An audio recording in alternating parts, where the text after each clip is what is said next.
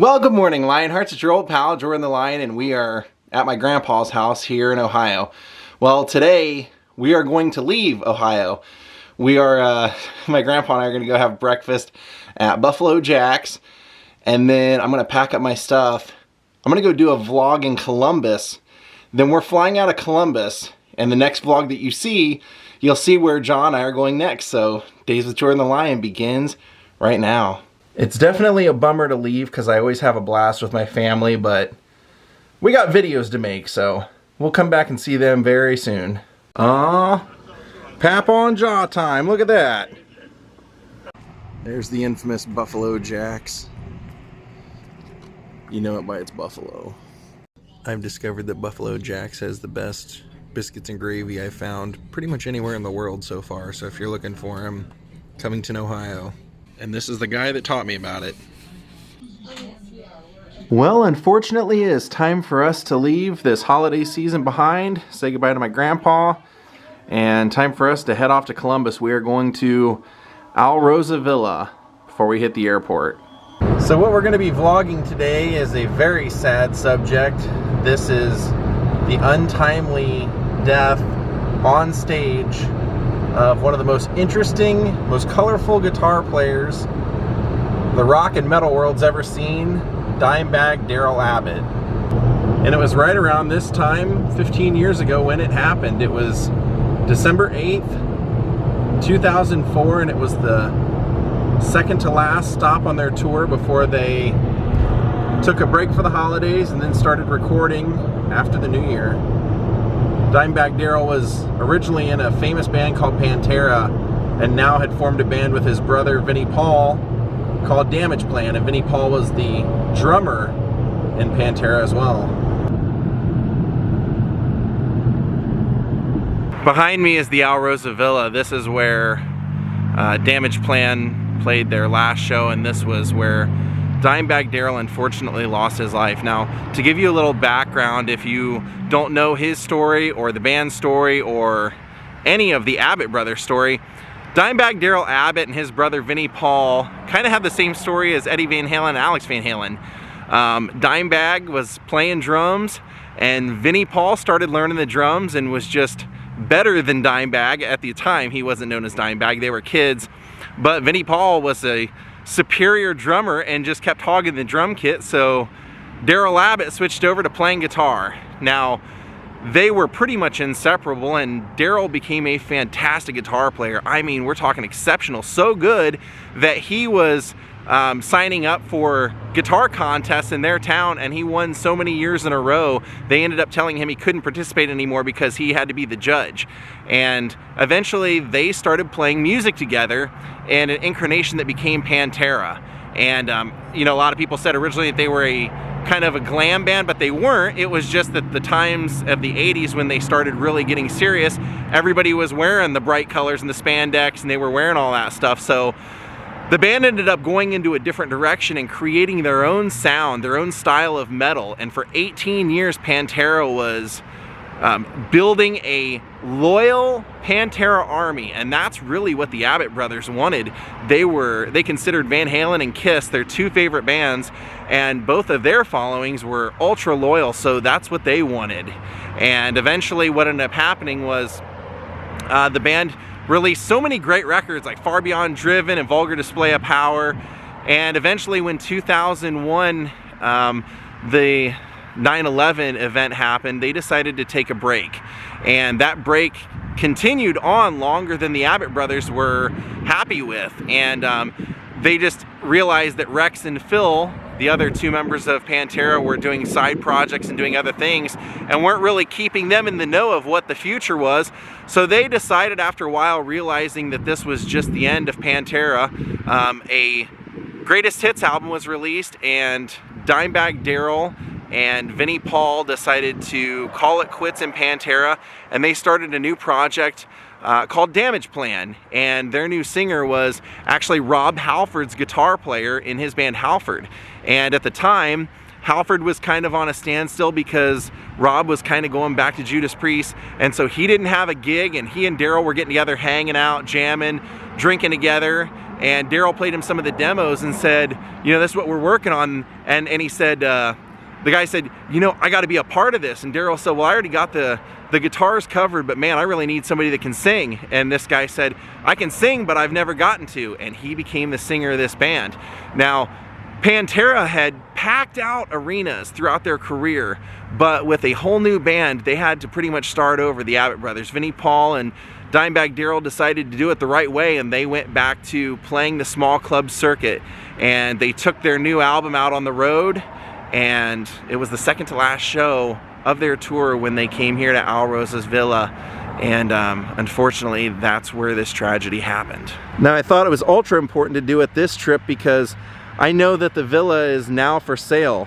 This is a very small metal and hard rock venue that only holds a capacity of 650, and for a band like Pantera, who had packed out arenas, this was a far different change, because this was the night of this show. There were 3 bands playing before Damageplan, and they were doing this with a capacity of 250 inside. Now here you can see out front, you have a memorial, rest in peace Dime, and people have left guitar picks, which I'm going to be doing the same thing. I brought Dimebag Darrell a guitar pick as well. Actually brought him. He was so awesome because even if you weren't a fan of his music, I grew up playing guitar and I had Guitar Magazine subscriptions, and he was just a fan of rock and roll. Like he dressed up like Ace Frehley when he was a kid. When he did photo shoots with Ace Frehley, he brought his Les Paul and put in smoke bombs so that they would smoke. He was just the ultimate fan of rock and roll, and it was so cool that he became a fixture in it himself. And so I'm going to leave him an Allman Brothers band pick that I got at the Allman Brothers Big House. And you can see here, Dimebag Darrell, thank you from all your fans, the guitarists you've inspired, we love you, and shall rock for infinity.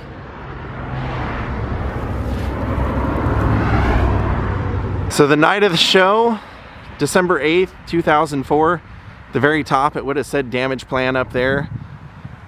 And this was not, like I said, this was not a side project. This was their new baby. They were going to put everything into this. Now what ended up happening was, the night of this show, they got to the venue early for sound check, and they had their bus parked out back, and they did their sound check, went out to hang out on the bus, and a guy had been kind of hanging out all day. This guy was the man who ended up killing Dimebag Darrell. He was a former Marine who was being treated for mental problems, was on medications and had not taken his medication. Came here and basically hung around most of the day trying to meet the band, and eventually they said he tried to get on the bus until a roadie basically told him to get lost. So from what I understand, reading the reports, there used to be a fence back here, and this back space back here was kind of the entrance into the back of the club. That's where the bands would have loaded in their gear. And they had a fence here. So while the 3 other bands were playing, Vinnie Paul and Dimebag had went in and watched a little bit of it, and we're kind of laughing because it was like a rock metal version, or a band doing like metal versions of Parliament Funkadelic. But they had a fence here, and this guy was hanging out here. Tickets were only $8, but he wasn't going in to watch the show, and people had commented like, hey dude, it's cold out here, don't you want to at least go in and watch some of the bands or warm up? And he didn't want to. When Damageplan took the stage, he apparently jumped the fence and went in through this door. He went in and just bulleted past everyone. In fact, one of the lead singers of one of the other bands said he saw him come in and said this guy was on a mission. He went up the side, entered the left side of the stage with a firearm, and just walked across the stage and started firing and shot Dimebag Darrell 4 times, 3 times in the head and once near the hand. Now they used to, I saw online some old photos, they used to have a lot of memorial writing out here for Dimebag Darrell, but since they're trying to close this place or sell it or whatever they're doing, I'm guessing they've removed it all. But you can see right here on the door where it says RIP. Now this was really, really a sad event, not only because, see RIP Dime, not only because of Dimebag being shot, but you had innocent bystanders in here as well, who he fired at. 4 people were killed. He eventually took Vinnie Paul's drum tech hostage and was randomly just firing out into the crowd while he was doing it. Now, the police officer, John Niggemeyer, who responded to this call, got here within 3 minutes and pulled up here, and people were outside running out, and he said, I knew if people were running that this meant it was still going on, something was going on. So before he could even get back up, he drew his shotgun and went in a side door, went up through the side of the stage and behind the drum risers, and he could see Nathan Gill holding Vinnie Paul's drum tech hostage, holding him with a gun to his head. He got a clear shot with the shotgun and ended the standoff. I mean, he really had no other option but to end this that way. And unfortunately, the officer ended up suffering from PTSD, and apparently because it wasn't even though it happened on the job, since there wasn't a physical injury, his workman's compensation wouldn't cover it, and they viewed this as now a mental disorder, and he ended up having to leave the force and taking a different job, sadly. Really sad for a man who was a hero, who saved many lives that day. It's now completely affected and changed his entire life. Now later on, Vinnie Paul would comment on this and say that the guy was obviously mentally disturbed, and he was really mad that Nathan Gill's mother, knowing this and knowing that he's on medication, that he because of those things he was not allowed to have a firearm, she went out and bought him one anyway. He felt that this was, you know, this was a mentally disturbed person who did this, and he also, to an extent, kind of faulted, or at least mentioned, Phil Anselmo, the singer of Pantera, because recently before this, Phil had done an interview where he had said that he thought that somebody should beat Dimebag Darrell mercilessly, or something to that effect. Vinnie Paul said, I think putting that out in the air and some of the things that he said for people who were diehard fans of ours, I think that didn't help. And because when they did the investigation, some early theories were that Nathan was accusing the Abbott brothers of ruining his favorite band or disbanding his favorite band. They also said that he believed they were stealing his thoughts. And so it was just a sad day altogether. The rock and roll world lost one of the greatest, most colorful guitar players. Like I said, I wasn't necessarily a huge fan of the music because I wasn't into metal, but I had guitar magazines and I loved to read his interviews. And even now, if you go watch interviews and different things of Dimebag Darrell on YouTube, you'll see just what a great laid-back guy this was. Now let me tell you what happened after he passed away. So I mentioned a little earlier that Vinnie and Dimebag Darrell's 2 major influences were Kiss and Van Halen. Now, shortly before the passing of Dimebag Darrell, he had gotten to become friends with Eddie Van Halen, and they became such good friends that Eddie Van Halen had actually sent a limo to bring Dime and Vinnie to their concert, and they became great friends, hanging out before and after the show. And Dimebag Darrell mentioned to Eddie that one of his biggest influences, or one of his ideal things that he would love to have someday, because of being a kid and idolizing it, was he wanted one of Eddie Van Halen's yellow and black Frankenstein guitars. And so he had asked Eddie if Eddie would make him one, and Eddie said that he would. When Dime ended up dying, his last words were Van Halen. You see, before he took the stage, he and Vinnie Paul would always go up and high-five each other, and to make sure they had a good show, Vinnie would always say, Van Halen, and that meant like, have a blast, have a great show, play like Van Halen, let it all hang out kind of thing. And Dime was putting on his chapstick and he was doing his finger exercises, and he said, Van F and Halen, man, and they high-fived, and then went out to start the show, and 90 seconds within the show starting, Dime was shot. So when they went to have his funeral, Eddie Van Halen had heard that was something that Dime always wanted, was that yellow Frankenstein guitar that Eddie said he would make him, and Eddie hadn't had enough time to make it yet, so what he did was he said, Dime deserves the best. And he gave him the actual one from the Van Halen 2 album, artwork as well as what he used to record on. Here you can see the other side of Alrosa's villa. So he was buried with Eddie's guitar, and Kiss, knowing what a big fan Dimebag Darrell was, gave him a Kiss casket, and he was buried in a Kiss casket. Now, in 2018, Vinnie Paul passed away. You gotta believe part of it was from a broken heart, you know. He played his whole life with his brother, and then for the next almost 15 years of his life, he didn't get to play with his brother. He ended up passing away in 2018, and Kiss also gave him a Kiss casket to be buried in right next to his brother. Unfortunately, they don't have any shows scheduled anymore, or right now anyway, not since November, so had no way of getting in and showing you the stage and everything, but what a sad story. After the passing of Dimebag Darrell, there was never a chance that they would ever have a, obviously, full lineup reunion of Pantera. There was some slight talk at one time of maybe them doing a song with Zakk Wylde as a tribute to Dime, but that never happened.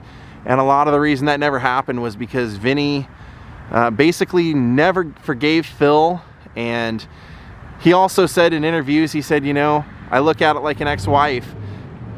You know, you don't necessarily hate your ex-wife, but once you're done, and you don't care if your family members or your friends or anybody says, hey, you need to talk to her. If you don't want to talk to her, if you're done, you're just done. And so there was never any closure to Pantera, but obviously never forgotten. Here on the corner of this rock, you can even see they've painted an image of Dimebag Darrell there. He always, at least in the time that I knew of him, he always dyed his beard that red, and it always kind of faded out to pink. So you'd have to guess that their tour bus that said Damageplan would have been right out here, right out back. Now I also read online that in the early days of Pantera, they also had played here at Alrosa Villa, and Dimebag Darrell came and actually thanked the owner, the booker, for booking them as a nostalgia thing, you know, booking Pantera and giving his new band a chance. That just right there shows you what a kind, down-to-earth guy he was. Rest in peace, Dimebag Darrell, and also Vinnie Paul Abbott. Now, Dimebag Darrell had a signature guitar. He always played this Dean-style guitar. You can almost never find any pictures of it without it being associated with Dimebag Darrell. Now, he said how that happened was that when he was a kid, every pawn shop or any shop he went into had those guitars because nobody wanted them, and you could get them for like 75 bucks, and he thought the design of it was cool, even though the guitars themselves didn't sound all that great. He said, that I saw that and I just said, that's going to be my thing, that's going to become my baby. And so he said anytime I could find them, I would buy them up, I would put a Floyd Rose on there, I'd swap out the pickups, and I'd customize it, I'd dime it, is what he'd say. And that was what they would give him at those guitar contests. One of the guitars that he liked to show off, one of his favorites, was this lightning bolt one that he had hand painted himself and put the faces of all the members of Kiss on, and that was a maroon guitar that he won in one of those guitar contests I told you about, and then customized it himself. Now, one cool thing is that Dimebag Darrell had a really great relationship with the Hard Rock Cafe, so you can a lot of times find some of his most memorable guitars there, even though he left his entire collection to a friend. He would, a lot of times, if he was going to customize a guitar, he would do it to 2 guitars so that he could give one to Hard Rock Cafe. And I guess you might want to say in this case, even though there really is almost no bright side, maybe the one glimmer of a bright side is that at least Darrell Abbott got to, I guess, pass away doing what he loved most, which was entertaining a crowd and playing guitar with his brother, Vinnie Paul. Well, we're going to call it a day on our tribute to Dimebag Darrell. Thank you, Terry Forrester, Velvet Edwards, Robert Frederick Strickland, Annette Stang and David Posthumus for making contributions to my Patreon. Thank you everyone for watching, and God rest the Abbott brothers. Have a good night, everyone. Goodbye.